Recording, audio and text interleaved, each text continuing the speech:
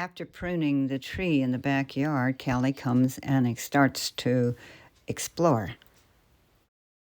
Nice vantage point to watch the birds or even use as a scratching post.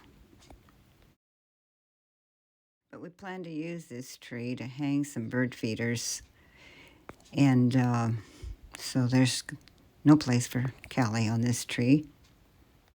She's checking things out. Little does she know she's not going to be able to come up in this tree. She can climb on some other things, but this is going to be for the birds. To date, she has pretty much left the birds alone. She's curiously watching them, but leaves them alone.